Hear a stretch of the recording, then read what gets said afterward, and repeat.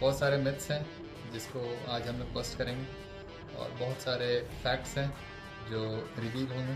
कि nonveg food items को जब कोई कंज्यूम करता है तो बड़े बुजुर्ग अक्सर ये कंप्लेन करते हैं कि कम खाया करो क्योंकि बहुत एसिडिक होता है। प्रॉब्लम क्या है कि ये कॉन्सेप्ट जो है कि हमें सिर्फ खुद के लिए नहीं खाना होता है, हमें गट के लिए भी, गट बैक्टीरिया के लिए भी, गट माइक्रोबायोम के लिए भी खाना होता है। तो अगर आप फाइबर नहीं भी खा रहे हो तो आप जो भी खा रहे हो, चाहे वो मीट हो, एग्स हो, नॉन-वेज फूड जितने सारे हैं जो कार्निवोर डाइट पे आप ले सकते हो, वो फूड भी एक्चुअली आपके एक सर्टेन सेट ऑफ बैक्टीरिया के लिए फूड है। इमरजेंसी मेडिकल कंडीशन में जब भी पेशेंट आता है तो उसको ग्लूकोज चढ़ाया जाता है और इसी को पॉइंट बताते हुए जो फिटनेस इन्फ्लुएंसर्स हैं वो सजेस्ट करते हैं कि carbs are very essential for human body और ट्राइग्लिसराइड या देसी घी नहीं चढ़ाते हैं पेशेंट्स पर। इस पर आपका क्या कहना है? ईजी होता है, बहुत सिंपल है, क्योंकि ब्लड शुगर नॉर्मली आपका बढ़ता तभी है जब आप डाइटरी कार्बोहाइड्रेट को लेते हैं। मैं बस इसी चीज़ को जानता हूँ। कार्निवोर डाइट बाकी लो कार्ब कीटोजेनिक डाइट से कैसे डिफरेंट है और इसकी सस्टेनेबिलिटी कितनी हो सकती है? से अगर हम मान भी लें आपने कीटोजेनिक डाइट को स्टार्ट किया, high fat diet, carnivore diet को स्टार्ट किया और आपका एलडीएल बढ़ गया, ठीक है, बट अगर बढ़ भी गया तो वो प्रॉब्लम नहीं है आपके लिए। नमस्कार सभी को, स्वागत है आप सभी का एक नए एपिसोड में डॉक्टर खिचले के साथ। और इस एपिसोड में हम कार्निवोर डाइट पार्ट 1 को कंटिन्यू करेंगे। जो कुछ क्वेश्चंस हमारे रह गए थे लास्ट टाइम, तो इस बार हम और इंटरेस्टिंग वे में उन क्वेश्चंस को डिस्कस करेंगे। कुछ नया आपको भी सीखने को मिलेगा, कुछ नया मुझे भी सीखने को मिलेगा। तो वेलकम करते हैं सर आपका। Hello sir. Thank you so much Raghu, thank you so much, thanks for having me. जी जी बिल्कुल।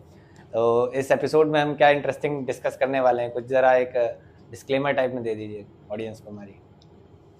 हाँ डेफिनेटली, बहुत सारे मतलब टॉपिक्स को डिस्कस करेंगे आज और बहुत सारे मिथ्स हैं जिसको आज हम लोग बस्ट करेंगे और बहुत सारे फैक्ट्स हैं जो रिवील होंगे।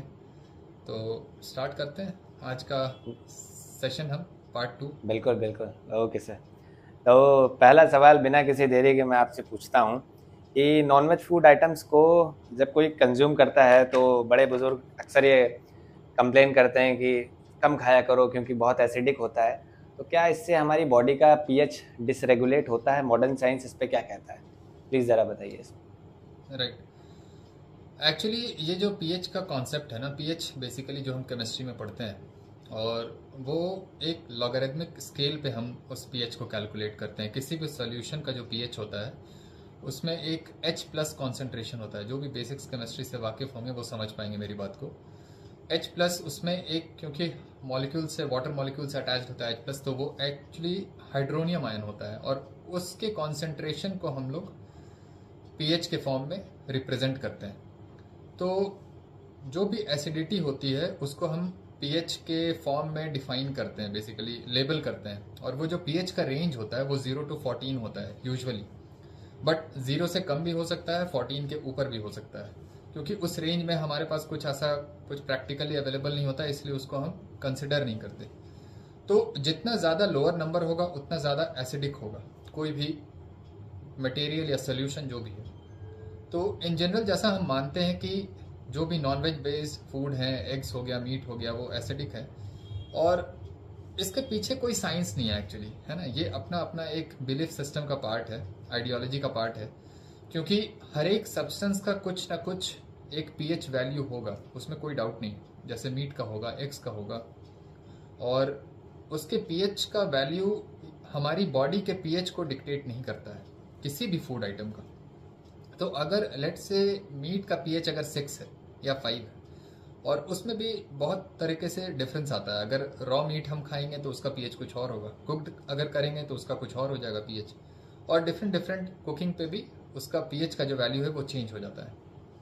तो पीएच का जो नंबर होता है, जैसे पीएच 5 हो गया, पीएच 4 हो गया, तो इस पीएच 4 और पीएच 5 को अगर हम कंपेयर करते हैं तो नंबर वाइज ये एक्चुअली 1 से डिफर कर रहा होता है, but actually concentration wise 10 times का डिफरेंस है, राइट। क्योंकि लॉगरिथमिक स्केल पे जब हम कॉन्सेंट्रेशन वाइज इसको कंपेयर करेंगे तो ये 10 टाइम्स का डिफरेंस होगा। तो 10 टाइम्स ज़्यादा एसिडिक होगा एक सब्सटेंस दूसरे से। अगर किसी का एक का पीएच 4 है और किसी एक का पीएच 5 है, मतलब 4 वाला जो पीएच है, जिस मटेरियल का, जिस सब्सटेंस का, जिस सोल्यूशन का पीएच 4 है, इसका मतलब वो 10 टाइम्स मोर एसिडिक है then the substance having pH of 5, right? तो ये डिफरेंस होता है। तो इसलिए, और उस पीएच 4 जिसका हम निकाल रहे हैं, जिसको हम कह रहे हैं कि एसिडिक है, वो कॉन्सेंट्रेशन वाइज अगर देखा जाए ना तो बहुत कम होता है।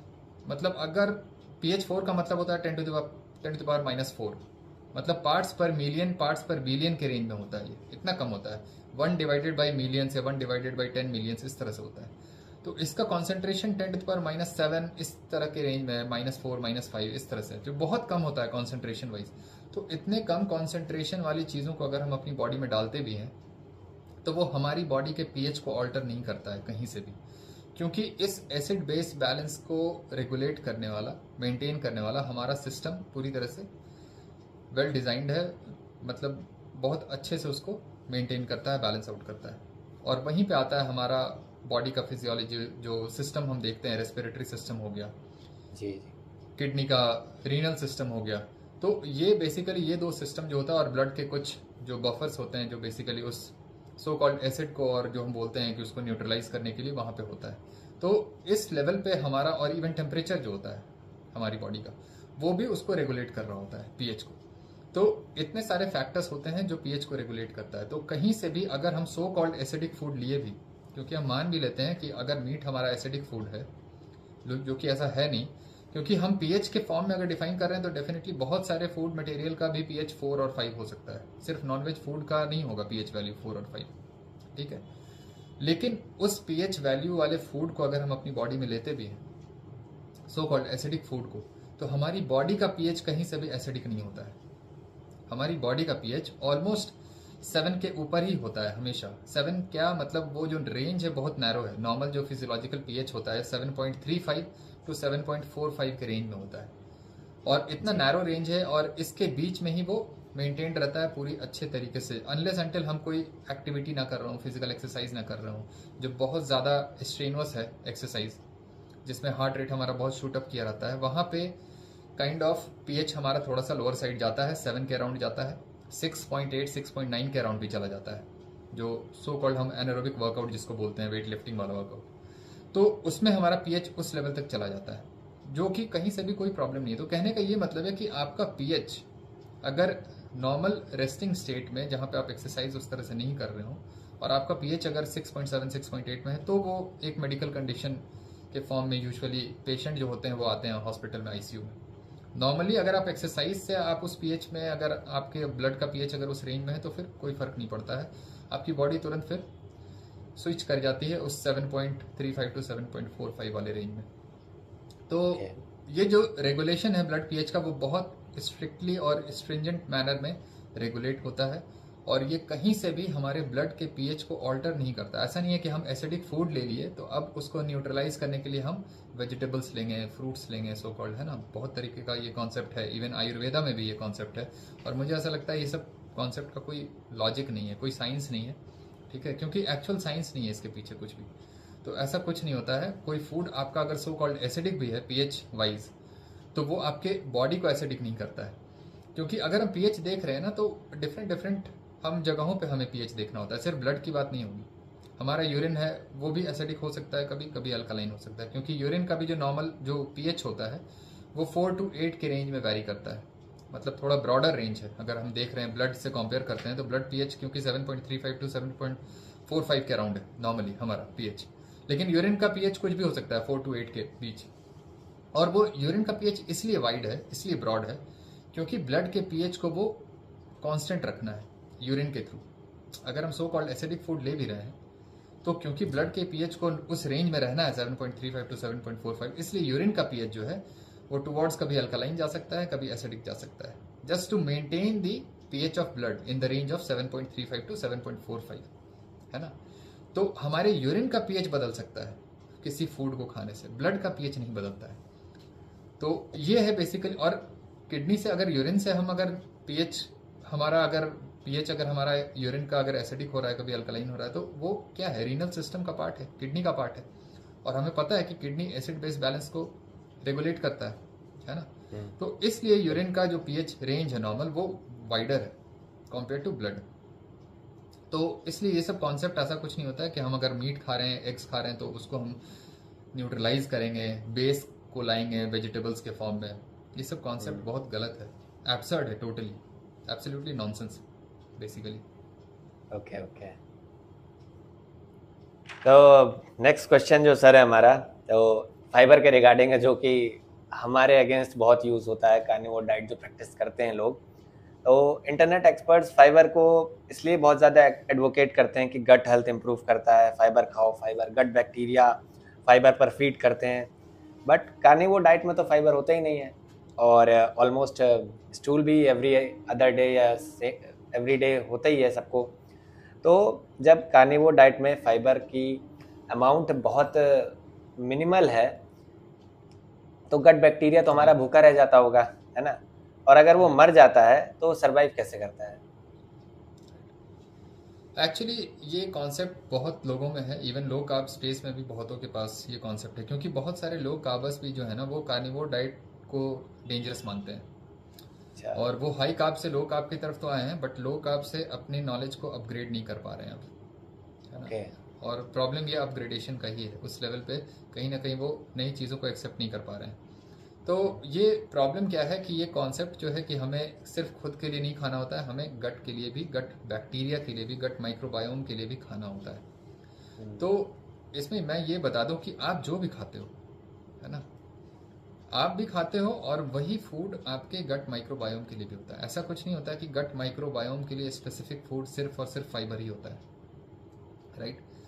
तो अगर आप फाइबर नहीं भी खा रहे हो, तो आप जो भी खा रहे हो, चाहे वो मीट हो, एग्स हो, नॉन वेज फूड जितने सारे हैं जो कार्निवोर डाइट पे आप ले सकते हो, वो फूड भी एक्चुअली आपके एक सर्टेन सेट ऑफ बैक्टीरिया के लिए फूड है ना? फाइबर नहीं भी है तो भी एक फूड है, क्योंकि different different class of bacteria है हमारे पास, हमें नहीं पता। मतलब बेसिकली अगर हम फाइला अगर हम पढ़ते भी हैं ना, तो 2 फाइला में एक्चुअली हमने बताया हुआ है अपने माइक्रोबायोम को। एक फर्मिक्यूटिस नाम का एक बैक्टीरिया का फाइलम है, और एक बैक्टीरियोडाइटिस है, ठीक है?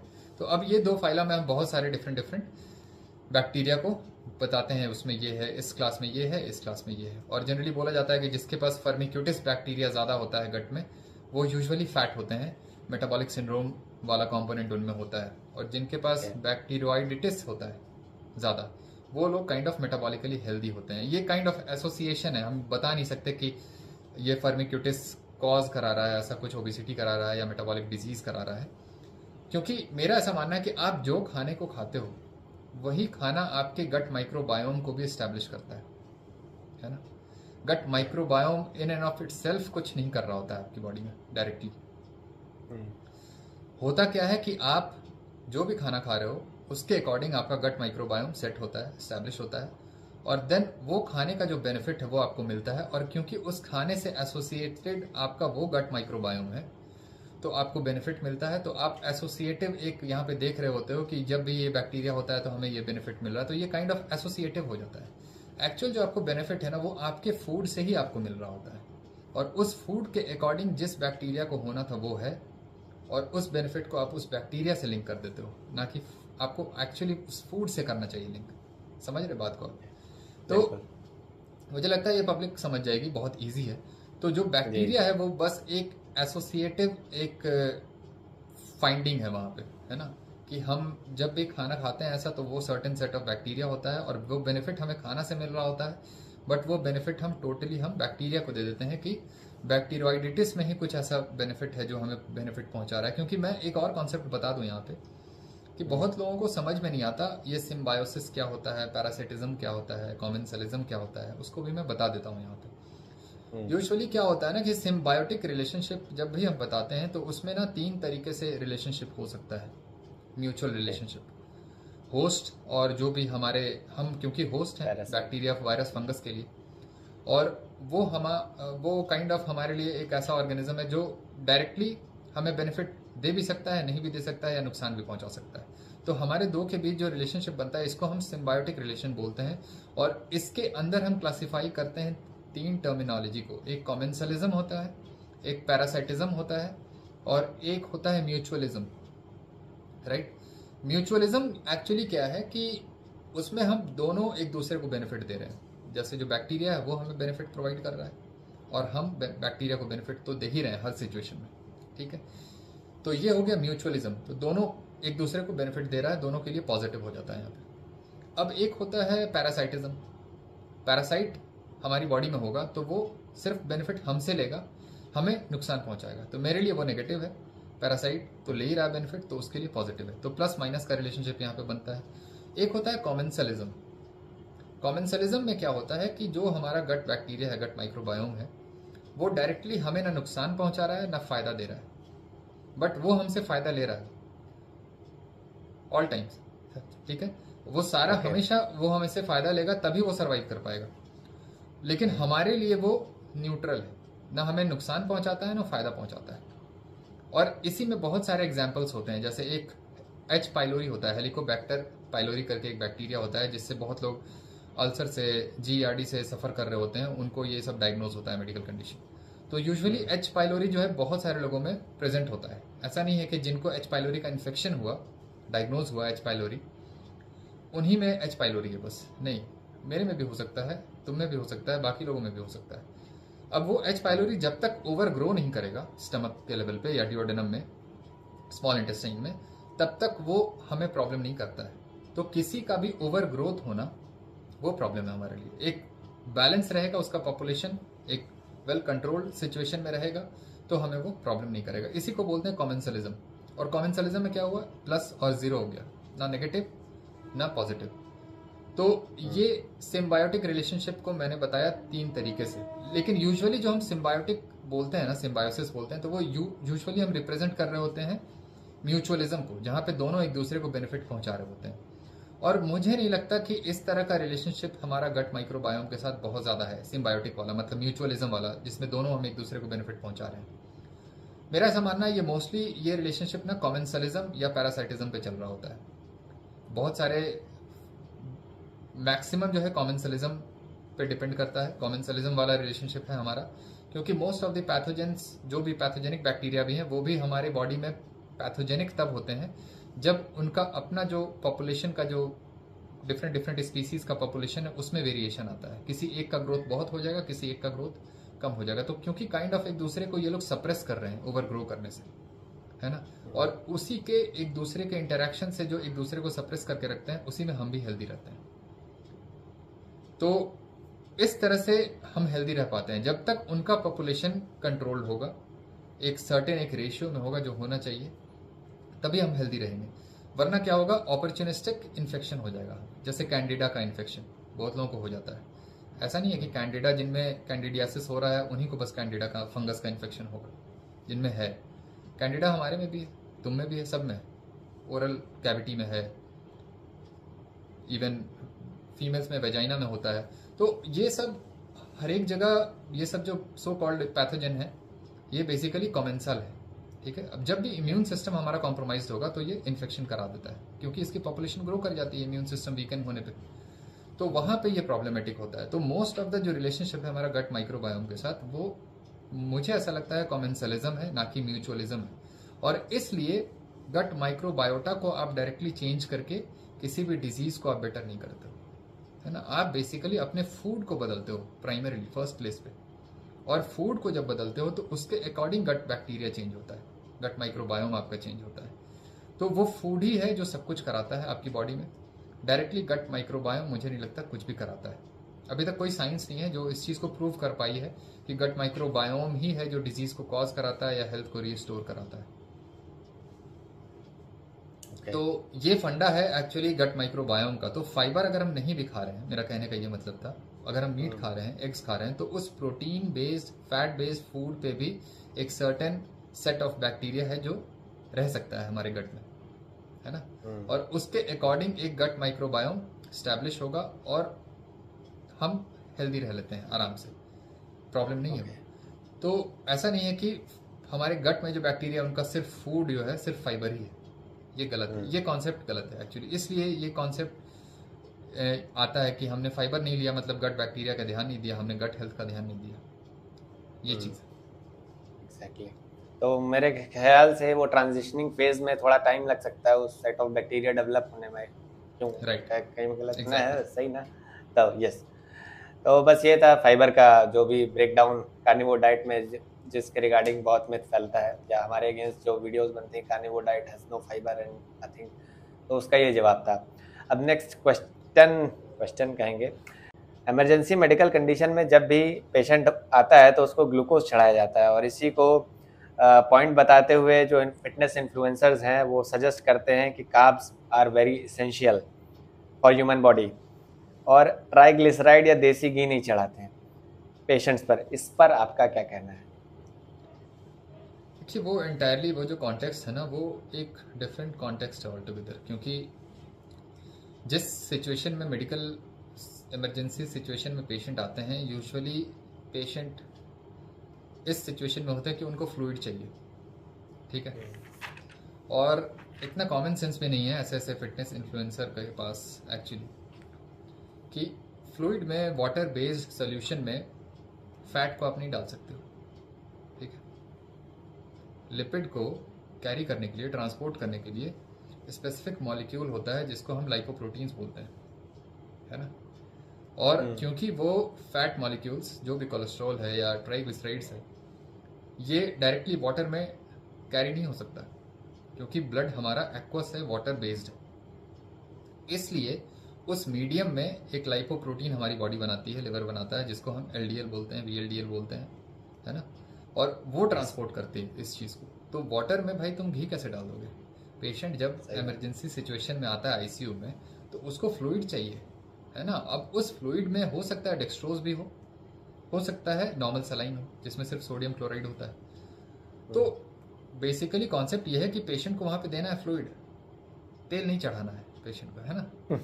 और ग्लूकोज जहां तक देने की बात है, तो ग्लूकोज हम इसलिए तभी देते हैं जनरली जब पेशेंट हाइपोग्लाइसीमिया में होता है, पेशेंट का ब्लड शुगर कम है, या कुछ ऐसा है जो पेशेंट खा नहीं सकता है, हाई कार्बोहाइड्रेट डाइट पे बैकग्राउंड में। क्योंकि जितने पेशेंट आते हैं कोई कार्निवोर डाइट करते हुए तो नहीं आ रहा है ना आईसीयू में। सारे पेशेंट जो आ रहे हैं वो हाई कार्बोहाइड्रेट डाइट पे ही होते हैं सारे। तो अगर हाई कार्बोहाइड्रेट डाइट पे होते हुए अगर किसी का ब्लड शुगर कम होगा, तो आप उनको तेल नहीं चढ़ाएंगे ना, खाने में आप तेल नहीं देंगे, या किसी भी थ्रू किसी भी राउट से आप तेल तो नहीं देंगे, आप उनको ग्लूकोज ही देंगे, क्योंकि बॉडी उनकी उस ग्लूकोज पे ही रन कर रही है, कार्बोहाइड्रेट, हाई कार्बोहाइड्रेट डाइट की वजह से। तो ये जो कॉन्सेप्ट है कि ग्लूकोज चढ़ाया जाता है इसलिए ग्लूकोज एसेंशियल है, डाइट में एसेंशियल है, डाइटरी कार्बोहाइड्रेट जब तक तुम्हारे पास है तभी तक उस ग्लूकोज का इंपॉर्टेंस है। क्योंकि अगर तुम डाइटरी कार्बोहाइड्रेट को लेते हुए हाइपोग्लाइसेमिक होगे, ब्लड शुगर तुम्हारा लो होगा, देन इंस्टेंटली तुम्हें ग्लूकोज चाहिए, है ना, वरना ब्रेन डैमेज हो जाएगा हमारा। और ये डैमेज इरिवर्सिबल भी हो सकता है, डैमेज इस तरह से।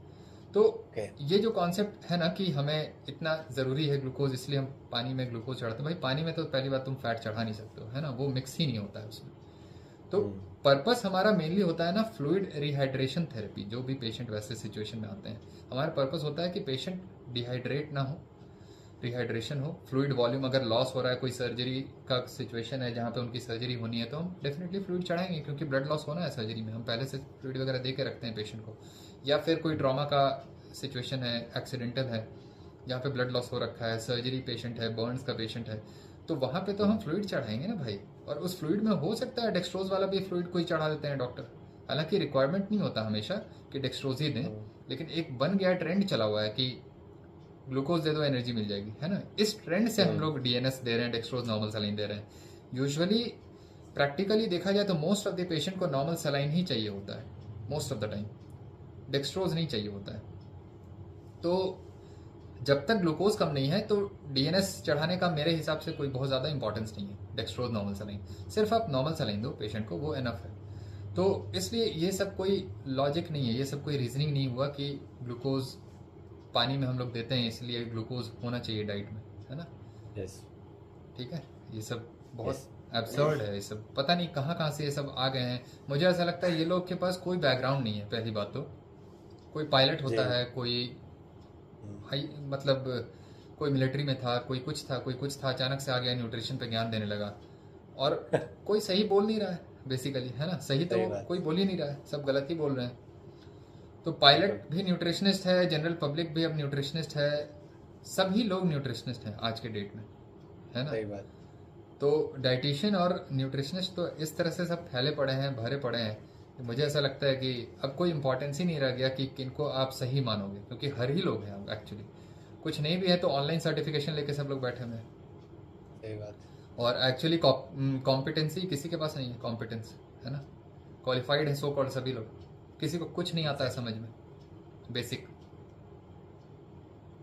चलिए, बड़ा ये तो खैर बड़ा अनफॉर्चुनेट है एक्चुअली ये सब। इससे नुकसान बहुत हो रहा है पब्लिक को, नहीं, है ना। नुकसान तो हो रहा है, हर लेवल पर हो रहा है। और तभी आप जैसों की ज़रूरत पड़ रही है, मतलब सोसाइटी में, कि आप अगेंस्ट द ऑड आके सारी चीज़ें एक्सप्लेन कर रहे हैं, हर चीज़ की रीजनिंग बता रहे हैं।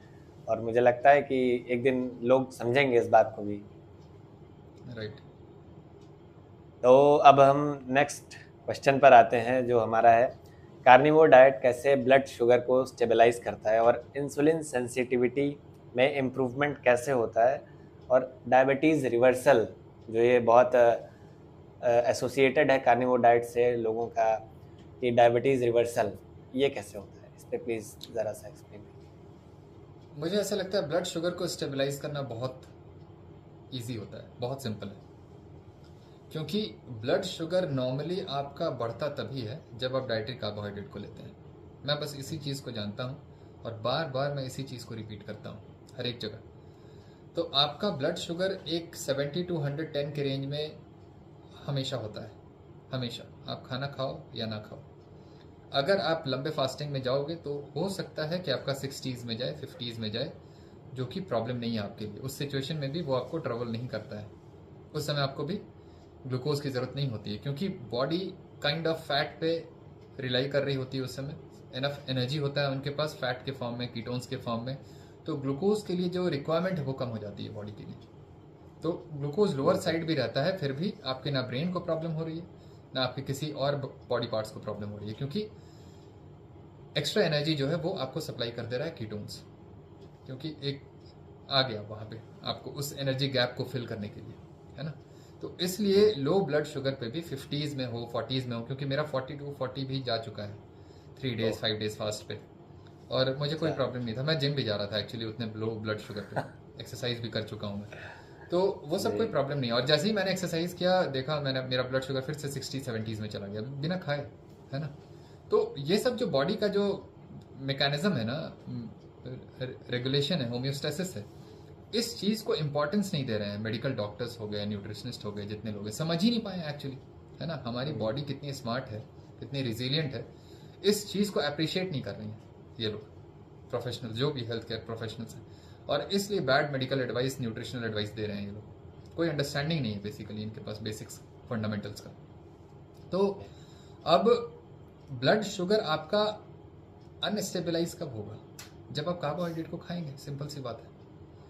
और अगर कार्बोहाइड्रेट नहीं खाएंगे तो आपका एक सिचुएशन और है जो ब्लड शुगर को बढ़ाता है, वो होता है स्ट्रेसफुल सिचुएशन। और वो स्ट्रेस किसी भी फॉर्म में हो सकता है, इमोशनल फॉर्म में हो या फिजिकल फॉर्म में हो। आप एक्सरसाइज करते हो, आपका ब्लड शुगर 200-250 जा सकता है, अगर बहुत हाई इंटेंसिटी वर्कआउट है, ठीक है।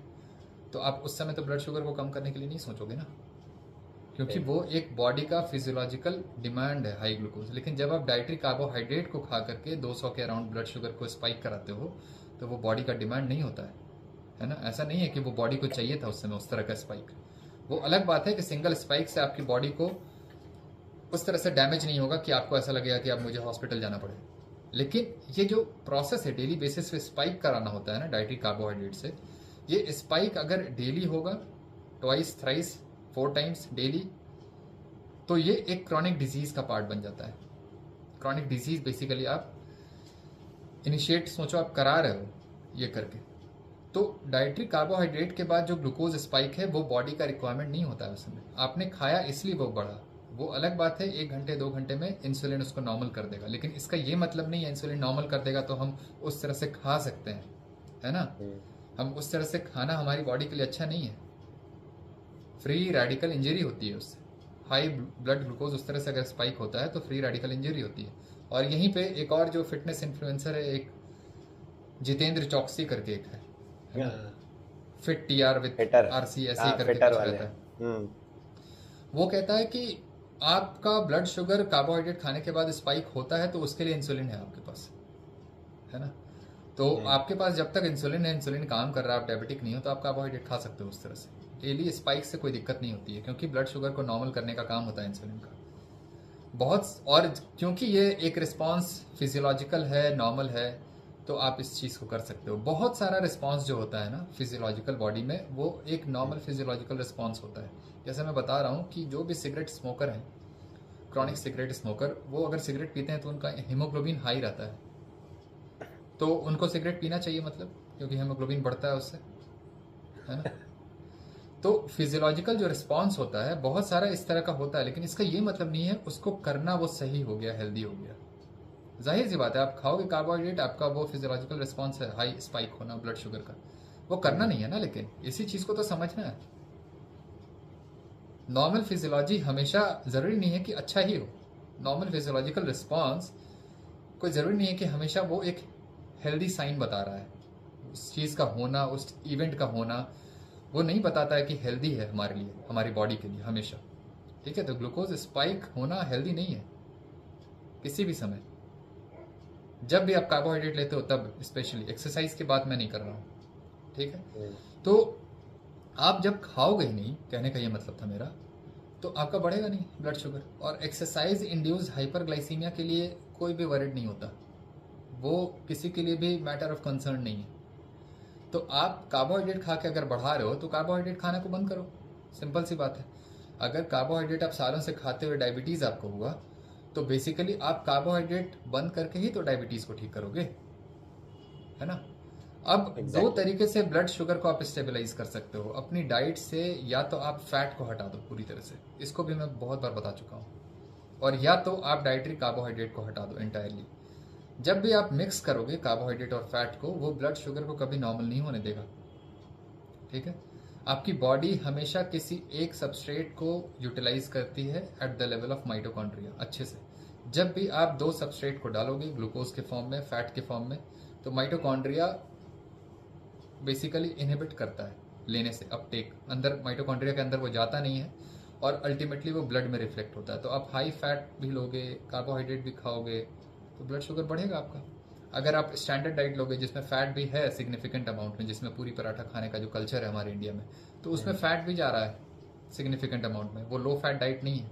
हम बोलते हैं लो फैट डाइट पे हम हैं, लेकिन एक्चुअली वो लो फैट डाइट नहीं है, क्योंकि 20% 25% फैट लोग खा रहे हैं स्टैंडर्ड डाइट पे, और वो लो फैट डाइट नहीं हुआ, है ना।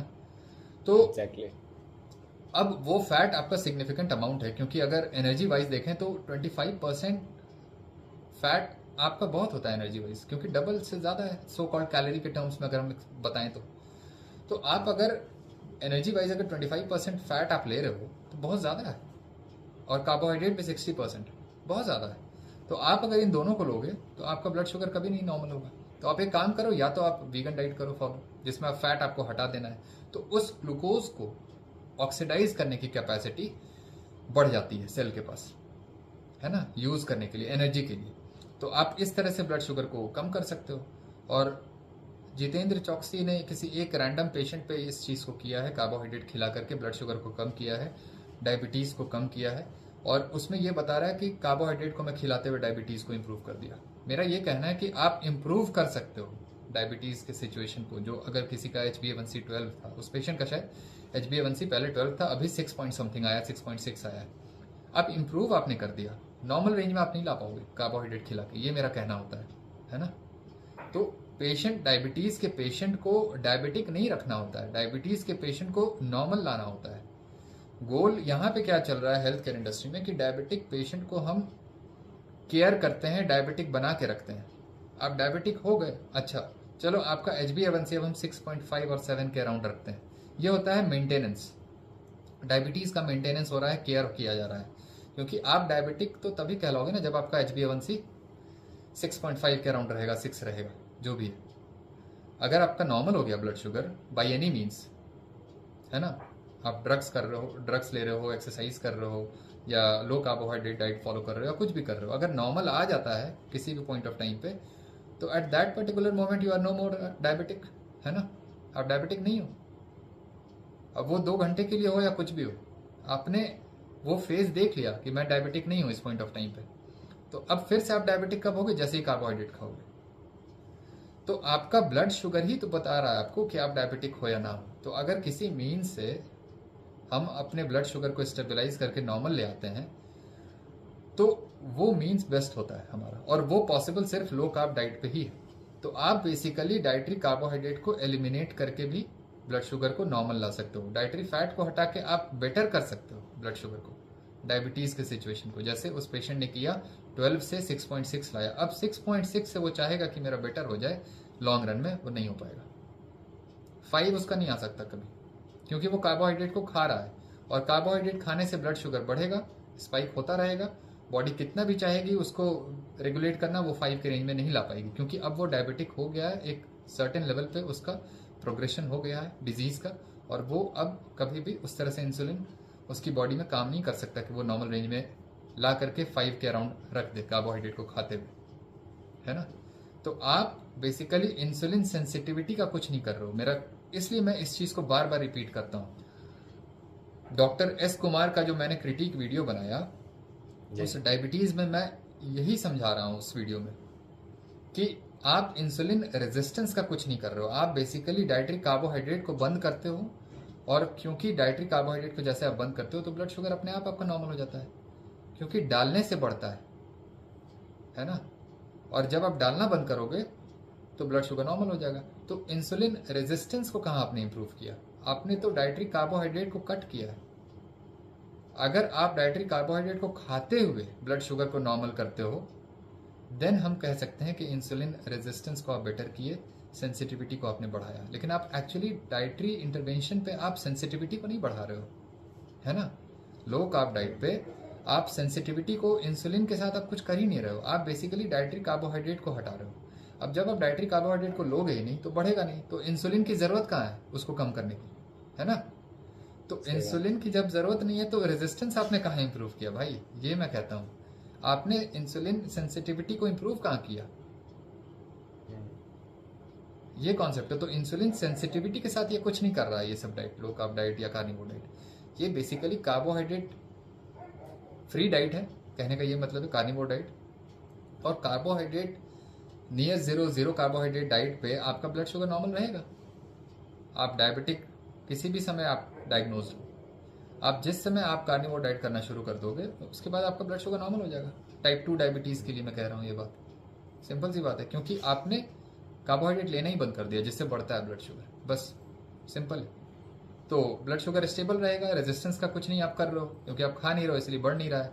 तो इस तरह से आप डायबिटीज को बेटर करते हो। और जितने भी इश्यूज हैं इस सो कॉल्ड इंसुलिन रेजिस्टेंस के रिगार्डिंग, जो भी हम मेटाबॉलिक डिजीज को हम बहुत सारा बताते हैं कि सारा कुछ इंसुलिन रेजिस्टेंस से हो रहा है, एक्चुअली वो रेजिस्टेंस से नहीं हो रहा है, क्योंकि आपकी डाइट में कार्बोहाइड्रेट और फैट बहुत ज़्यादा है, उसकी मिक्सिंग से हो रहा है। और जो उसका जो रिजल्ट है मिक्सिंग का, वो होता है एक सो कॉल्ड इंसुलिन रेजिस्टेंस। तो ब्लेम आप रेजिस्टेंस को नहीं कर सकते हो, है ना। ब्लेम आपको डाइट को ही करना है हमेशा। कॉज डाइट है आपका, ना कि रेजिस्टेंस है। रेजिस्टेंस तो एक उसका एक आफ्टर इफेक्ट हुआ आपकी डाइट का, है ना। तो यही मेरा कहना है, इस तरह से इंप्रूव करते हो आप अपने डिजीज को कार्निवोर डाइट पे या लो कार्ब डाइट पे। बिल्कुल बिल्कुल, काफ़ी इंसाइटफुल था ये तो। अब नेक्स्ट क्वेश्चन पर बढ़ते हैं हम। कार्निवोर डाइट बाकी लो कार्ब कीटोजेनिक डाइट से कैसे डिफरेंट है, और इसकी सस्टेनेबिलिटी कितनी हो सकती है, और किस कॉन्टेक्स्ट में ये बेटर है कीटोजेनिक डाइट से और किस कॉन्टेक्स्ट में नहीं? Please explain. मुझे ऐसा लगता है अगर किसी भी डाइट में कार्बोहाइड्रेट का कंटेंट इतना कम हो जो आपकी बॉडी में कीटोन का प्रोडक्शन कराए, क्योंकि कीटोन का प्रोडक्शन हो रहा है मतलब फैट का मेटाबॉलिज्म बहुत हो रहा है, आपकी बॉडी फैट को बहुत यूज़ कर रही है एनर्जी के लिए, और जिसका बाई प्रोडक्ट होता है कीटोन। तो जितना भी आप कार्बोहाइड्रेट को कम करोगे आपकी बॉडी उतना ज़्यादा फैट यूटिलाइजेशन जोन में रहेगी, और उतना ज़्यादा कीटोन भी फिर बनेगा सब्सिक्वेंटली। तो आपकी डाइट अगर स्टैंडर्ड कीटोजेनिक डाइट है जिसमें आप वेजिटेरियन फूड भी लेते हो, तो वो उतना लो कार्ब नहीं हो सकता कंपेयर टू कार्निवोर डाइट, क्योंकि कार्निवोर डाइट में आप ना के बराबर प्लांट बेस्ड फूड ले रहे हो, तो कार्बोहाइड्रेट उसमें नहीं होता है। और फिर उस पर डिपेंड करता है कि whether you are doing 70% carnivore, 80% carnivore, 90% carnivore. तो 100% तो नहीं कर रहे हैं इंडिया में मैक्सिमम लोग, क्या मुझे ऐसा लगता है कोई नहीं कर रहा, बोलने का हर लोग बोलते हैं, बट 100% कार्निवोर डाइट नहीं कोई करता है, वो पॉसिबल भी नहीं है। तो कुछ ना कुछ आप प्लांट मटेरियल ले रहे हो कार्निवोर डाइट प्रिपरेशन के तहत, रेसिपी के तहत, है ना। रेसिपी भी बनाते हो तो उसमें कुछ ना कुछ तो प्लांट मटेरियल आप डालते हो। तो उस तरह से 100% नहीं हो सकता है, बट कार्बोहाइड्रेट का अमाउंट बहुत कम हो जाता है। मुझे ऐसा लगता है आप मीट एंड एग बेस पे रहते हो तो 10 to 20 ग्राम्स के अराउंड रहता है कार्बोहाइड्रेट का इनटेक, और वो Maximum. अल्टीमेट, हाँ, वो अल्टीमेट लो कार्ब डाइट हुआ, अल्ट्रा लो कार्ब डाइट। और उस लो कार्ब डाइट पे आपकी बॉडी कीटोजेनिक फेज में होती है, बॉडी कीटोन बनाती है इतने अमाउंट में कि आप उसको डिटेक्ट कर सको ब्लड में, है ना। तो अब जो स्टैंडर्ड कीटोजेनिक डाइट है, वेजिटेरियन फॉर्म हुआ, वीगन फॉर्म हुआ, इसमें कार्बोहाइड्रेट तो आपकी बॉडी में जा रहा है, तो उस तरह से कीटोन का प्रोडक्शन नहीं होगा। और क्योंकि अननेसेसरी फूड आइटम्स भी आप बहुत सारा ले रहे हो, प्लांट बेस्ड फूड आइटम्स जो रिक्वायर्ड नहीं है न्यूट्रिशन वाइज, तो उस पॉइंट ऑफ व्यू से देखा जाए तो आपका जो कार्निवोर डाइट है वो बेस्ट है, क्योंकि जो भी न्यूट्रिशन आपको चाहिए आपकी बॉडी को, you are getting everything on carnivore diet, क्योंकि मीट में वो सब कुछ है जो आपकी बॉडी को चाहिए। वेजिटेरियन फॉर्म ऑफ कीटो में क्या है कि आपको कीटोन्स का जो भी डायरेक्टली जो भी बेनिफिट है, जो मैं डाउट करता हूँ एक्चुअली कि कीटोन का डायरेक्टली बेनिफिट कुछ मिलता है, लेकिन वो फेज एक्चुअली बेनिफिशियल होता है। मे बी हो सकता है वो फेज रिपेयर वर्क को प्रमोट करता हो, जिस फेज में कीटोन होता है आपके ब्लड में, तो उस फेज का इंपॉर्टेंस होता है, ना कि डायरेक्टली कीटोन का इंपॉर्टेंस होता है। कीटोन एक एनर्जी का सोर्स है डेफिनेटली हमारी बॉडी के लिए, लेकिन सारा बेनिफिट कीटोन से आ रहा है। मैं इस चीज़ से मैं ट्रस्ट नहीं करता इस चीज़ पे, मैं बहुत ज़्यादा कन्विंस नहीं हूँ इस पॉइंट से। बहुत लोग बोलते हैं कीटोजेनिक डाइट पे आपने एपिलेप्सी को रिवर्स किया, है ना, और कीटोन डायरेक्टली बेनिफिशियल है। थोड़ा मुश्किल है ये सब कहना, क्योंकि सेम टाइम जिस समय कीटोन बन रहा होता है बॉडी के अंदर, उस समय बहुत सारे मेटाबॉलिक प्रोसेसेस में चेंज आता है, और कौन सा मेटाबॉलिक प्रोसेसेस है जो एक्चुअली आपके डिजीज में हेल्प कर रहा है आपको, आप बता नहीं सकते हो, क्योंकि बहुत सारी चीज़ें चल रही हैं। तो आप कैसे टीज आउट करोगे कि भाई यही चीज़ है जो एक्चुअली बेनिफिट दे रहा है ना। तो वहाँ पे भी एसोसिएशन वाली बात आ जाती है। तो कीटोन्स क्योंकि एक एसोसिएटिव फाइंडिंग है वहाँ पे, तो हमें कहीं ना कहीं हम क्लेम करते हैं, पॉजिटिव क्लेम करते हैं कि कीटोजेनिक डाइट ने या कीटोन ने डायरेक्टली हमें ये बेनिफिट पहुँचाया, है ना। तो कहने का यही मतलब है। तो इसीलिए अगर बेस्ट देखा जाए तो आपका कार्निवोर डाइट बेस्ट है। अगर आप कीटो फॉर्म करना चाह रहे हो डाइट को, तो वो कार्निवोर फॉर्म रखो, मतलब मोस्टली एनिमल बेस्ड फूड रखो। 10 to 20% आप प्लांट बेस्ड फूड रख सकते हो, और वो बेस्ट है। और सस्टेनेबिलिटी की जहाँ तक बात है, तो वो सस्टेनेबिलिटी आप पे डिपेंड करता है, आपके एनवायरनमेंट पे डिपेंड करता है, आपके फैमिली पे डिपेंड करता है, आपको कितना सपोर्ट मिलता है घर से, सारा कुछ उस पर भी डिपेंड करता है। आपने डिसाइड कर लिया कि मुझे ऐसे खाना है और आप अकेले रहते हो, तो वो सस्टेनेबल है आपके लिए। बट फैमिली में अगर कोई नहीं खाते हैं, नॉन वेजिटेरियन नहीं है, या नॉन वेज फूड आपके घर में बन नहीं सकता, किचन में नहीं बन सकता, बहुत सारा इशू होता है इंडिया में, तो उस कंडीशन में थोड़ा मुश्किल हो जाता है कार्निवोर फॉर्म करना। तो लेकिन बेस्ट जो है वो हमेशा कार्निवोर ही रहेगा कीटो में अगर देखा जाए तो। कीटो डाइट एक्चुअली एक फॉर्म है डाइट का जिसमें आप लो कार्बोहाइड्रेट को इतना लो कर देते हो कि बॉडी में सिग्निफिकेंट अमाउंट में कीटोन बनता है, जो कि आप डिटेक्ट कर पाते हो।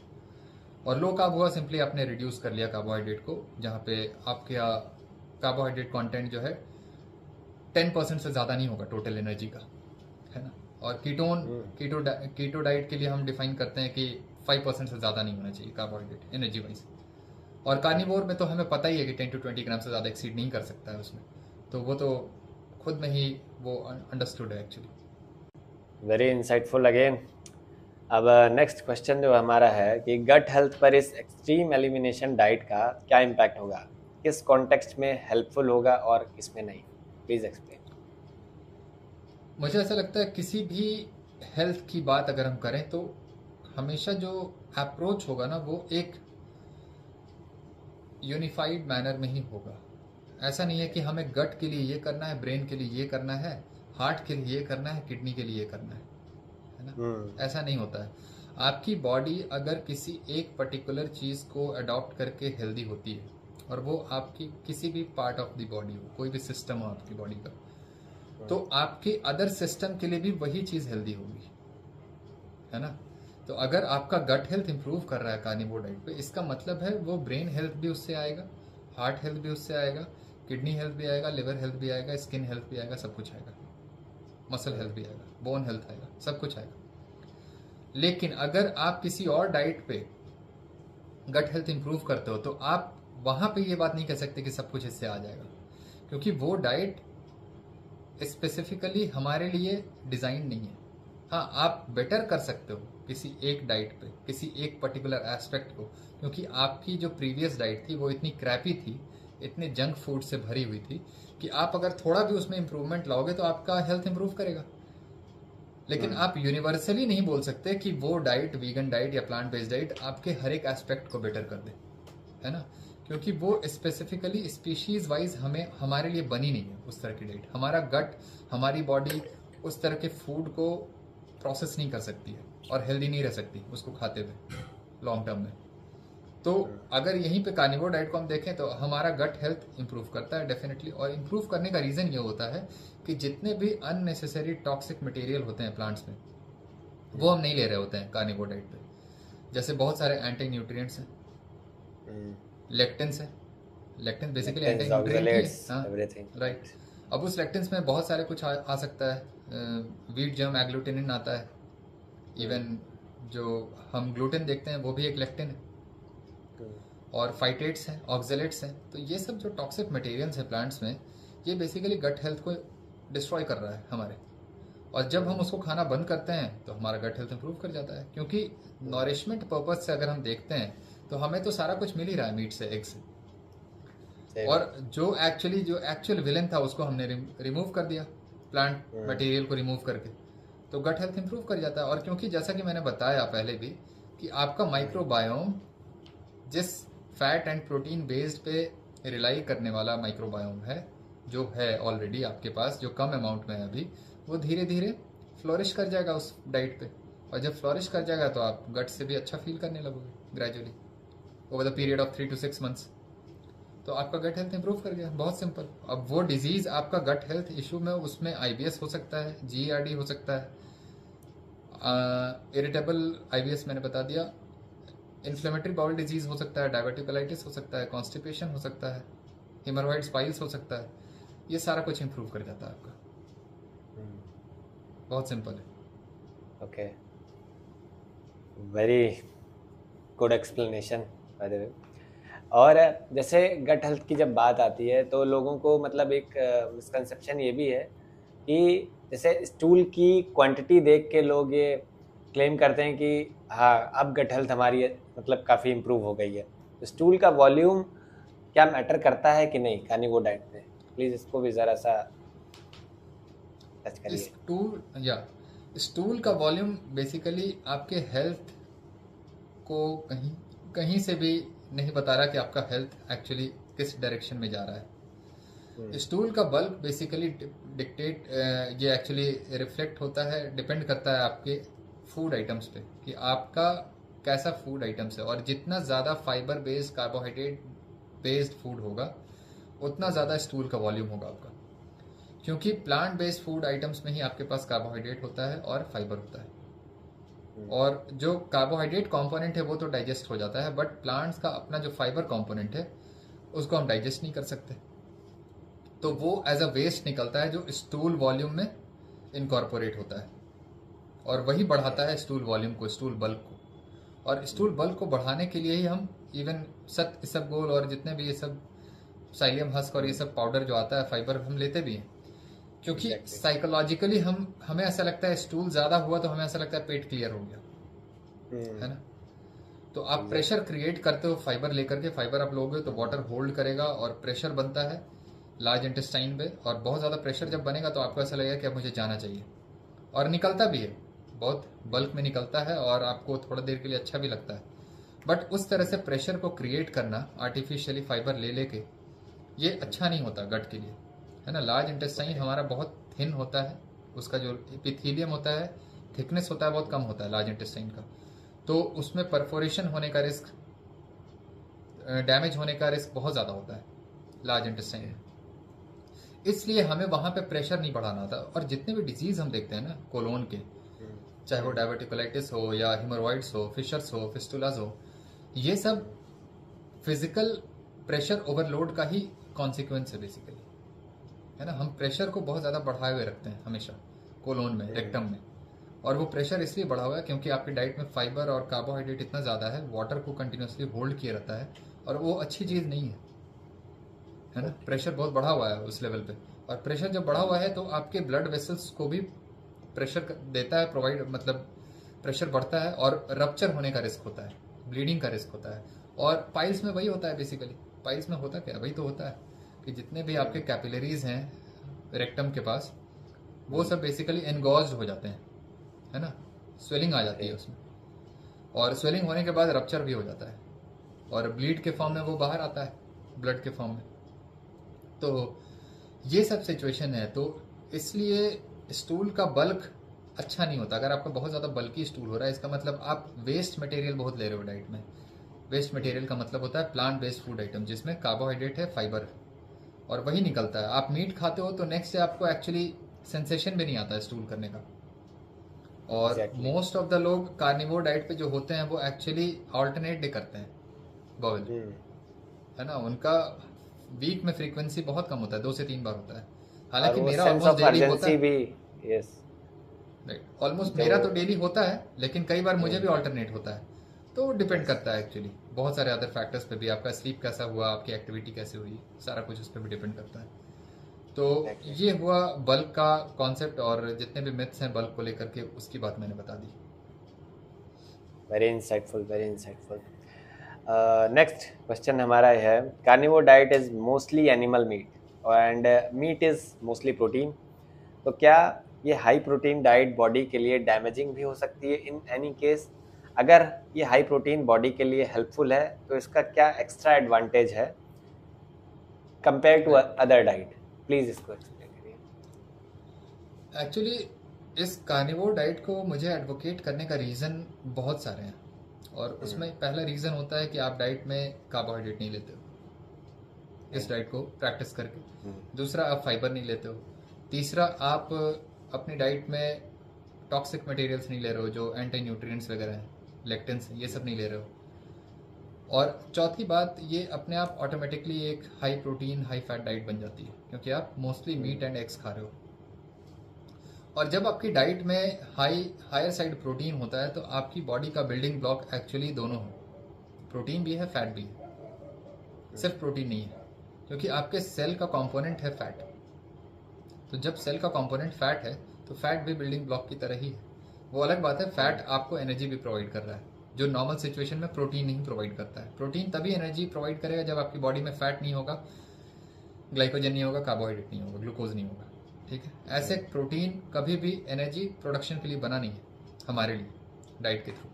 हम प्रोटीन को सिर्फ और सिर्फ बिल्डिंग ब्लॉक की तरह लेते हैं, और हमारी बॉडी उससे रिपेयर करती है और उससे ग्लूकोज बनाती है, और वो ग्लूकोज हमें एनर्जी देता है। इस तरह का कुछ है। डायरेक्टली प्रोटीन कभी भी एनर्जी के लिए कंज्यूम नहीं होता, ठीक है। तो अब क्योंकि ये हायर प्रोटीन डाइट है, हाई फैट डाइट है, तो आपकी जो बॉडी का जो हंगर सेटाइटी का क्यूज है वो बड़ा स्टेबल होता है। आपको भूख बहुत कम लगती है, आपका हंगर वेल कंट्रोल्ड होता है, आप पूरे दिन फुल रहते हो, शायद 1 मील या 2 मील्स बहुत होता है इस डाइट पे। और हाई प्रोटीन सिर्फ और सिर्फ आपके मसल या रिपेयर वर्क के लिए नहीं होता, रिकवरी के लिए, मसल रिकवरी या रिपेयर वर्क के लिए। हाई प्रोटीन आपकी बॉडी में इसलिए भी चाहिए होता है क्योंकि आपकी बॉडी में बहुत सारे एंजाइम्स हैं, हार्मोन्स हैं, जिसके लिए आपको अमाइनो एसिड चाहिए। और अमाइनो एसिड कहाँ से आएगा? प्रोटीन से आएगा। प्रोटीन।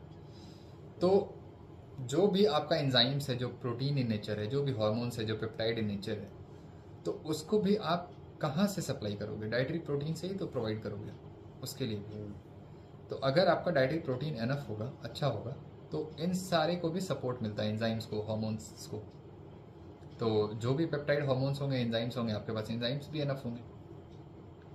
तो एंजाइमेटिक एक्शन अच्छा होगा तो डाइजेशन अच्छा होगा, है ना। तो ये सारा कॉन्सेप्ट है। तो इस पार्ट को लोग भूल जाते हैं। लोगों को ये लगता है कि हम बस प्रोटीन को लेते हैं ताकि हम मसल को प्रिजर्व कर सके। नहीं, हमारा प्रोटीन लेने का मकसद वो नहीं है। हमारा प्रोटीन लेने का मकसद है मसल को तो प्रिजर्व करें ही एजिंग के साथ, और साथ साथ एंजाइम्स के लिए भी प्रोटीन को लें, हार्मोन्स के लिए भी लें, और साथ ही साथ हम हंगर को भी सप्रेस करें। और जब इन चारों फैक्टर को हम फैक्टर इन करते हैं तो हमारा प्रोटीन इंटेक उस हिसाब से देखा जाए तो हाई होना चाहिए। अब पूछेंगे लोग कितना हाई होना चाहिए, तो मेरे लिए आइडियली 1.5 ग्राम पर KG of body weight minimum रहना चाहिए हर एक के लिए, आप एक्टिविटी करो या ना करो। 1.5 ग्राम पर केजी ऑफ बॉडी वेट आपको खाना ही चाहिए उतना प्रोटीन, ठीक है। और जब आप उतना प्रोटीन खाओगे तो मुझे ऐसा लगता है आपका जितने भी हंगर का, एक्सेसिव हंगर हो गया, बिंज ईटिंग का इशू है, बहुत सारे ईटिंग डिसऑर्डर होते हैं, वो सब भी सॉल्व हो जाता है इसमें। तो इतना सारा कुछ है, आपको हाई प्रोटीन रहने का बेनिफिट इतना कुछ है ना। तो हाई प्रोटीन कहीं से भी डैमेजिंग नहीं है हमारी बॉडी के लिए। और अगर किडनी डिजीज भी है तो वहां पे भी हाई प्रोटीन डाइट लेना होता है। ऐसा कुछ नहीं है कि आपको वहां पे नहीं लेना है, या गाउट भी है तो वहां पे प्रोटीन नहीं लेना है, ऐसा कुछ नहीं है। इसको मैं बहुत बार बता चुका हूँ, बार बार उसी चीज को रिपीट करना मुझे वेस्ट ऑफ टाइम लगता है। तो हाई प्रोटीन कहीं से भी डैमेजिंग नहीं है। लोगों को मेरे वीडियोस को देखना चाहिए, हर एक वीडियो में एक ही चीज को मैं बार बार नहीं बोल सकता हूँ, टाइम जाता है उससे। तो आप बेहतर है जो भी पब्लिक देख रही है अभी, जो भी जनता देख पा रही है इस वीडियो को, वो हर एक वीडियोस को देखें। हर एक वीडियो से जब वो वाकिफ होंगे तो उनको समझ में आएगा, सब कुछ उनको मिल जाएगा। चैनल तो एक ही है भाई, तो आप देख लीजिए सारे वीडियोस को देखिए। एक ही वीडियो में हर कुछ आप क्यों खोजते हैं, वो पॉसिबल नहीं है बताना। तो इस तरह से प्रोटीन जो है हमारे लिए हर एंगल से सेफ है, हाई डोज में भी। और वो हाई डोज कितना होता है वो कुछ वेल डिफाइंड नहीं है ना, कि कितना होना चाहिए और कितने से ज़्यादा हमें नहीं खाना चाहिए। ऐसा कोई अपर लिमिट अभी तक स्टैब्लिश नहीं हुआ है प्रोटीन के लिए, या सैचुरेटेड फैट के लिए, या कोलेस्ट्रॉल के लिए। भाई आपका डाइजेशन अगर सही है, आप अगर डाइजेस्ट कर पा रहे हो, इवन 4 ग्राम 5 ग्राम पर केजी ऑफ बॉडी वेट आप खाओ आराम से, कोई दिक्कत नहीं है। डायरेक्टली प्रोटीन किसी भी सिचुएशन में आपको हार्म नहीं करेगा, है ना। ये सिंपल सी बात है। नॉर्मल बॉडी की मैं बात कर रहा हूँ, आईसीयू के पेशेंट की बात नहीं कर रहा हूँ मैं। तो ये सारा चीज़ ये मैंने बता दिया प्रोटीन के रिगार्डिंग। तो मुझे ऐसा लगता है मैं क्लियर हूँ। Yes, you are absolutely clear. और ऑडियंस से भी मेरी रिक्वेस्ट है, जो सर ने रिक्वेस्ट करी है कि इनके प्रीवियस वीडियोस को भी देखें। सेम क्वेश्चंस रिपीट करना बार बार हर वीडियो में वेस्ट ऑफ टाइम बिल्कुल है। पुराने वीडियोस को भी बिंज वॉच करिए, एक बार नहीं समझ में आता है 2 बार देखिए, 3 बार देखिए। जब आपके कॉन्सेप्ट क्लियर हो जाएंगे तो जो आने वाले वीडियोस भी होंगे उसमें भी आप और इंटरेस्टिंगली पैशनेटली उनको फॉलो करेंगे, तो आप खुद भी एडुकेट होंगे और औरों को भी एडुकेट करेंगे। अब नेक्स्ट सवाल जो मेरा सर है वो ये है, जब बात एनिमल सोर्सेज ऑफ फूड की आती है तो सैचुरेटेड फैट से लोग बहुत डरते हैं, और सैचुरेटेड फैट को डायरेक्टली लिंक किया जाता है हाई कोलेस्ट्रॉल से। क्या कोलेस्ट्रॉल हमारी डाइट में बढ़ेगा? जो बढ़ता है तो उससे हमारा जो ब्लड कोलेस्ट्रॉल है वो बढ़ेगा या नहीं?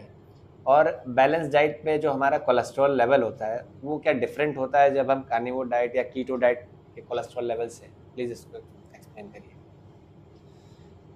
एक्चुअली डाइटरी फैट का एलडीएल जो कोलेस्ट्रॉल हम बोलते हैं, एक्चुअली वो तो कोलेस्ट्रॉल है भी नहीं, वो तो लाइपोप्रोटीन है। अब क्योंकि एलडीएल कोलेस्ट्रॉल को भी कैरी कर रहा है तो उसको हम एलडीएल कोलेस्ट्रॉल बोलते हैं। तो जब हम डाइट में सैचुरेटेड फैट लेते हैं, तो जब डाइट में हम सैचुरेटेड फैट ले रहे हैं, इसका कहने का मतलब होता है हम ट्राइग्लिसराइड ले रहे हैं, ठीक है। सैचुरेटेड फैट एक्चुअली ट्राइग्लिसराइड की हम बात कर रहे होते हैं। तो जब हम ट्राइग्लिसराइड को लेंगे तो ट्राइग्लिसराइड बढ़ना चाहिए ना, कोलेस्ट्रॉल कैसे बढ़ जाएगा? पहली बात तो ये है ना। आप अगर खुद से सोचोगे, रिलेट करोगे चीज़ों को, तो आपको लगेगा कि कितना नॉनसेंस चीज़ें फैली हुई हैं मार्केट में। आप ले रहे हो ट्राइग्लिसराइड्स, सैचुरेटेड फैट डाइट में, और बोल रहे हो कोलेस्ट्रॉल बढ़ जाता है इससे। ऐसा कैसे होगा? कोलेस्ट्रॉल लोगे तब तो मैं मान भी लूँ कि कोलेस्ट्रॉल बढ़ रहा है। अरे भाई आप ले रहे हो सैचुरेटेड फैट जो ट्राइग्लिसराइड है बेसिकली, तो ट्राइग्लिसराइड को खाने से कोलेस्ट्रॉल कैसे बढ़ेगा? वो तो फैट है और कोलेस्ट्रॉल डिफरेंट एंटिटी है ऑल टुगेदर, है ना। तो इसका कॉन्सेप्ट एक्चुअली ये होता है कि जब आप डाइटरी फैट को लेते हो तो आपकी बॉडी उसको डाइजेस्ट करती है।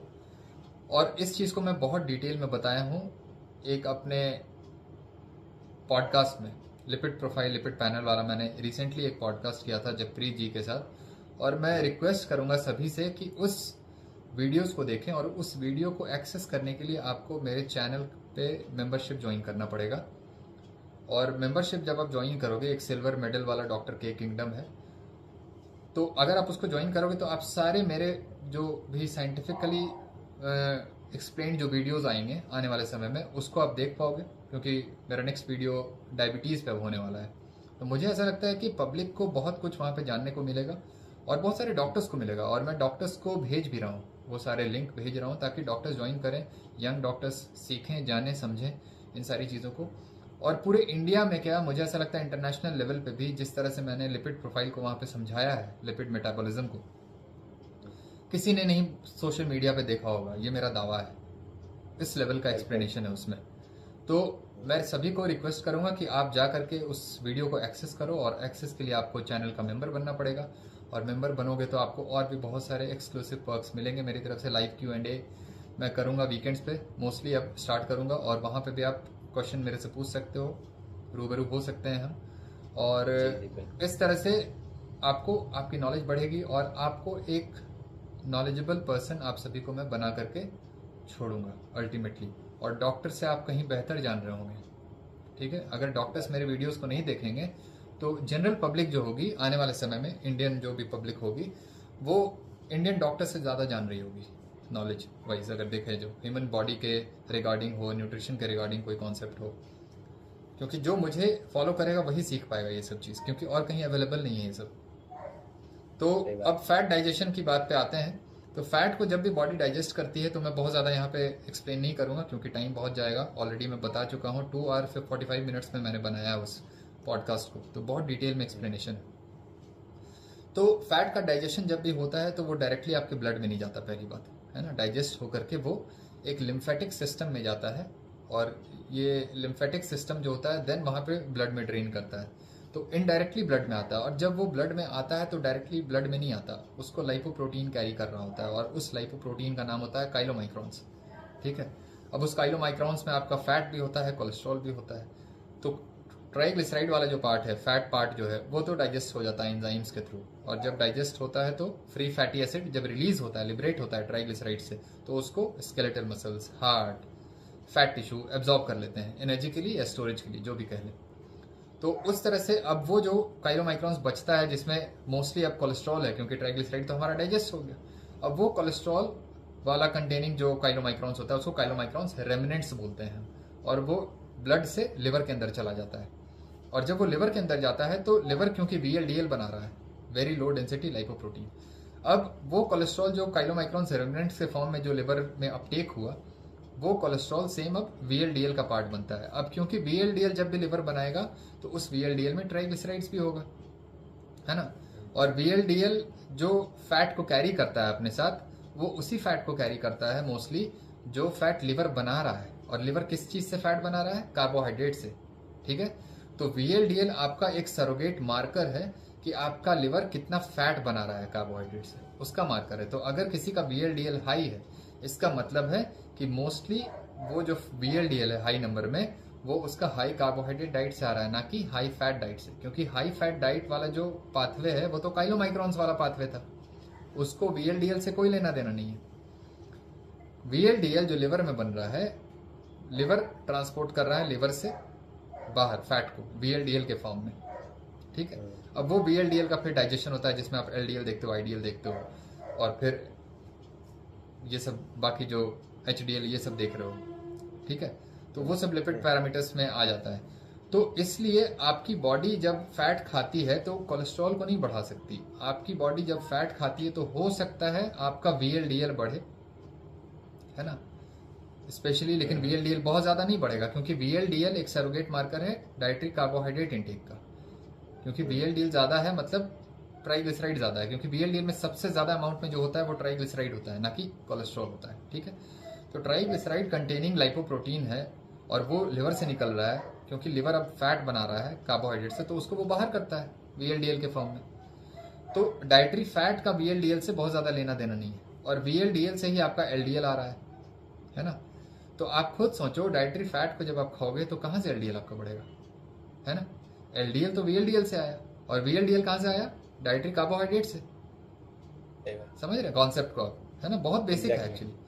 तो जो भी डाइटरी फैट है ना, वो बेसिकली इंटेस्टाइन के लेवल पे दूसरे तरीके से कैरी होता है ब्लड में। उसका लाइपोप्रोटीन अलग है, उसको कैरी करने वाला मॉलिक्यूल काइलोमाइक्रॉन्स है। VLDL जो कैरी कर रहा है जिस फैट को, वो डाइटरी फैट को कैरी नहीं कर रहा है, वो उस फैट को कैरी कर रहा है जो लिवर बना रहा है कार्बोहाइड्रेट से। बहुत सिंपल है इसको समझना।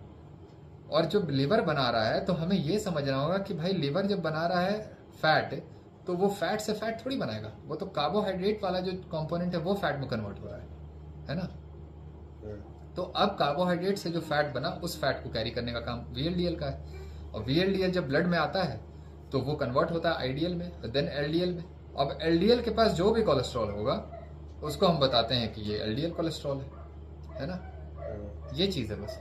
तो आपके डाइटरी फैट का LDL पे कोई डायरेक्टली इफेक्ट नहीं है। हो सकता है आपका डाइटरी फैट जब ज़्यादा होगा तो आपका LDL बढ़ा हुआ हो, और उसका रीज़न भी मैंने बताया हुआ है कि क्यों ऐसा होता है। हाई फैट डाइट पे आपका LDL क्यों बढ़ता है, इसलिए नहीं कि आप हाई फैट ले रहे हो डायरेक्टली, उसका रीज़न बहुत अच्छा एक्सप्लेनेशन मेरा है। और उस वीडियो को जो भी देखेगा ना, मुझे ऐसा लगता है कि आने वाले 10 या 20 सालों में भी इस चीज़ को एक्सप्लेन कोई नहीं कर पाएगा जिस तरह से मैंने एक्सप्लेन किया है उस वीडियो में। PhD भी नहीं बता पाएगा, मैं बता रहा हूँ सही। अच्छे अच्छे डिग्री वाले लोग समझ नहीं पाए हैं इस चीज़ को। जिस चीज़ को मैंने जिस तरह से ब्रेक डाउन किया है लिपिड प्रोफाइल को, मुझे ऐसा लगता है कि मेरी चीज़ें अभी बहुत ज़्यादा अंडररेटेड है ना। और अंडररेटेड इसलिए हैं क्योंकि पब्लिक में उस लेवल का IQ नहीं है अभी जो मेरी चीज़ों को ग्रास्प कर पाए, अप्रिशिएट कर पाए, एक्नॉलेज कर पाए। जब ओवरऑल जब पब्लिक की IQ बढ़ेगी पॉपुलेशन लेवल पे, तो मेरी चीज़ों को अप्रिशिएट किया जाएगा, तब मेरे भी मिलियन सब्सक्राइबर होंगे। उसमें टाइम लगेगा, ज़्यादा टाइम नहीं लगेगा सर। जैसे आप लगातार कंसिस्टेंट अपलोड कर रहे हैं यूट्यूब पर और अवेयरनेस फैला रहे हैं, मुझे नहीं लगता ज़्यादा टाइम लगेगा। बट वही है कि एक वीडियो ब्लास्ट होने की देरी है। जैसे ही एक वीडियो ब्लास्ट हो जाएगी, आई होप कि आपके भी जो आपको अप्रिसिएशन मिलनी चाहिए वो शायद मिल जाए जल्दी ही। तो मेरी तो यही रिक्वेस्ट है व्यूअर्स से कि जो कोलेस्ट्रॉल के ऊपर इन्होंने ये एक्सप्लेनेशन दिया सर ने, आप इसको बार बार सुनिए और लोगों को भी अवेयर करिए, ताकि जो डॉक्टर्स प्रिस्क्राइब कर रहे हैं कोलेस्ट्रॉल कम करने की दवाइयाँ या सप्लीमेंट्स, वो जो ये गोरख धंधा चल रहा है इस पर भी थोड़ा सा लगाम कसी जाए। और इस पर कुछ और एक्सप्लेन करना है सर आपको? हाँ, one more thing I want to add here कि अगर आपकी डाइटरी फैट से, अगर हम मान भी लें आपने कीटोजेनिक डाइट को स्टार्ट किया, high fat diet, carnivore diet को स्टार्ट किया, और आपका LDL बढ़ गया, ठीक है, बट अगर बढ़ भी गया तो वो प्रॉब्लम नहीं है आपके लिए, तो वो कंसर्न नहीं है हमारा। ना ही कोलेस्ट्रॉल, ना ही saturated fat nutrient of concern है, और ना ही LDL हमारे लिए मार्कर ऑफ कंसर्न है ना। ये बहुत स्ट्रेट फॉरवर्ड बात है। तो अगर बढ़ता भी है तो टेंशन नहीं है, अगर नहीं भी बढ़ता है तो टेंशन नहीं है। तो बढ़ क्यों रहा है उसका रीज़न तो मैं बता चुका हूँ ऑलरेडी उस वीडियो में। तो इसलिए मुझे ऐसा लगता है कि आप अगर मंथली 159 रुपीज़ पे करके उस प्लान में बने रहते हो, उस मेंबरशिप को ज्वाइन किए रहते हो, तो मुझे लगता है वो टोटली वर्थ इट है उसको मेंबरशिप को ज्वाइन करके रखना। क्योंकि जो भी उसमें मैं शेयर कर रहा हूँ जिस लेवल के वीडियोज़ को, वो आपको कहीं और नहीं मिलने वाला है। आप कितना भी कोर्स कर लो, कोई भी डिग्री ले लो एकेडमिक्स की, तो वहाँ नहीं मिलेगा ना, वो बस मेरे चैनल पे ही मिलेगा। इसलिए मैं चाहता हूँ कि मंथली आप बहुत जगह इधर उधर वेस्ट करते हो यार पैसे, आ करके दे दो, दान कर दो मेरे चैनल को 160 रुपीज़, क्या जाता है, बहुत कुछ सीखो। सही बात। और एक चीज़ ये भी है कि जो चीज़ें फ्री में मिलती हैं लोग उसकी वैल्यू नहीं करते हैं। तो एक प्रीमियम मेंबरशिप लेने का फ़ायदा ये रहेगा आपको कि आप उस नॉलेज को अप्रिशिएट करेंगे, सीरियसली लेंगे, अवेयर खुद भी होंगे और अपनी फैमिली मेम्बर्स को भी अवेयर करेंगे। और अप्रिशिएट वो इसलिए भी करेंगे क्योंकि उन्होंने पे किया है उस चीज़ के लिए, तो उसको उस चीज़ों को सुनेंगे अच्छे से। अब जिस साइंटिफिक वीडियोस को बनाने के लिए एक्चुअली लोग बोर होते हैं, बोलते हैं कि यार बोरिंग होता है, बहुत लंबा होता है, बहुत साइंटिफिक चले जाते हो। मुझे ऐसा लगता है तुम सेम वीडियोस के लिए पे कर दो, जैसे ही पे करोगे उसके बाद देखोगे ना तो तुम्हें ज़्यादा समझ में भी आएगा, क्योंकि फोकस तुम्हारा होगा, अटेंशन ज़्यादा होगा, अलर्टनेस लेवल सब कुछ ज़्यादा हो जाएगा पैसे देने की वजह से, और उसके बाद तुम समझ लोगे आराम से। तो इसलिए मैंने ये सोचा कि अब मैं सारे साइंटिफिक जो कंटेंट्स हैं, जो मेडिकल रिलेटेड टॉपिक्स हैं, उसको मैं इस तरह के कंटेंट्स को मैं डाल दूंगा मेंबरशिप के लिए, ताकि जो लोग मेंबर्स जो इंटरेस्टेड हैं मुझे पे करने में, उनको तो कुछ एक्स्ट्रा एडवांटेज मिलना चाहिए ना। सब कुछ मैं पब्लिक ही कर दूंगा तो फिर मेंबर्स आएंगे क्यों मेरे पास? वो तो बोलेंगे कि सर आपको मैं महीना दे रहा हूँ, मैं क्यों दे रहा हूँ, सब कुछ तो आप पब्लिक किए हुए है ना। तो मुझे ऐसा लगता है, इसलिए मेरे लिए ये ज़रूरी था कि उसको मैं एक्सक्लूसिव कर दूं मेंबर्स के लिए, और मैंने कर दिया। और बहुत मुझे अच्छा लगता है, उसमें रिस्पांस भी काफ़ी अच्छा मिल रहा है मुझे। अभी तक जी जी, मेंबर्स हो गए हैं लगभग 25 के अराउंड, एक हफ्ते हुए हैं अभी बस मुझे वो मोनेटाइज बिल्कुल हुए। बिल्कुल। मैं भी यही तो रिक्वेस्ट करता हूँ पब्लिक से कि प्लीज़ प्रीमियम मेंबरशिप ज्वाइन करिए सर की, क्योंकि 159 रुपीज़ मंथली आप अगर पे कर रहे हैं तो ये आपके लिए काफ़ी बेटर है कंपेयर टू हॉस्पिटल बिल्स जो आप फ्यूचर में पे करेंगे अपनी फैमिली के लिए या खुद के लिए, या किसी इमरजेंसी सिचुएशन में आप आ गए। तो उससे तो ये बेटर है कि आप अगर 159 मंथली मेंबरशिप पे कर सकें, तो वो आपको कहीं ज़्यादा अवेयर करेगी अपनी हेल्थ के बारे में, और बाकी जो मेडिकल टर्म्स हैं उनको समझने में। उनको बार बार रिपीट पे लूप पे बिंज वॉच करिए और खुद भी शेयर करिए। बाकी आप कुछ ऐड करना चाहेंगे सर?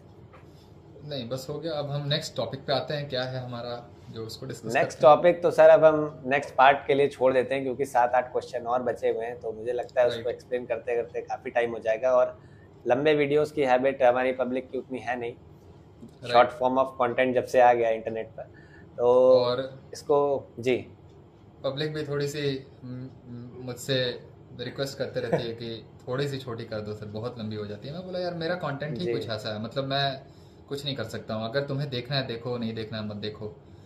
मेरा सही कंटेंट बात। एजुकेशनल है, और एजुकेशनल कंटेंट हमेशा लंबा होता है। आप किसी लेक्चर एग्जैक्टली, क्लास को अटेंड करते हो तो आप कभी भी प्रोफेसर को बोलते हो कि सर 10 मिनट में आप बता एक दो मिनट मुझे। में समझा दी, एक मिनट में। नहीं होता है ऐसा, है ना। आप जब एग्जैक्टली। तैयारी करते हो, इवन पीजीज की, एंट्रेंस की, जो भी मेडिकल जी जी, स्टूडेंट्स हैं, आप 8-8 10-10 घंटे ये लोग बैठते हैं ट्यूटोरियल में जाकर लगातार, है ना। तो यहाँ पे तो एग्जैक्टली। 2-3 घंटे की बात है। वैसा अगर क्रिटिक वीडियो में बना रहा हूँ, और जनरली क्रिटिक वीडियो ही उतना बड़ा होता है, पॉडकास्ट भी बड़ा होता है, क्योंकि इनका फॉर्मेट ही कुछ ऐसा है। फॉर्मेट जैसा होगा कंटेंट मेरा वैसा होगा, लेंथ उतना उसके अकॉर्डिंग होगा। मैं उस फॉर्मेट ऑफ वीडियोस को मैं प्रेफर कर रहा हूँ, क्योंकि वो फॉर्मेट ऑफ वीडियोस जो हैं बहुत इंसाइटफुल होते हैं, नॉलेज प्रोवाइड करते हैं। एक सेशन में आपको बहुत तरह का पर्सपेक्टिव मिलता है जानने को, समझने को। तो जो भी इंटरेस्टेड हैं एक्चुअली हेल्थ को इम्प्रूव करने में, कुछ नया जानने में, वो लोग देखेंगे ही, मुझे पता है। और मैं उन्हीं के लिए बना रहा हूँ, मैं मासेस के लिए काम नहीं कर रहा हूँ अभी, क्योंकि मासेस तो सही क्या बात। चाहती है, क्या करती है, वो मुझे पता है।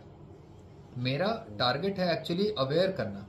और अभी इस लेवल पे अवेयरनेस लेवल अभी इतना कम है लोगों में, कि मुझे पता है मेरी चीज़ों को अप्रिशिएट इतनी जल्दी नहीं करेगी।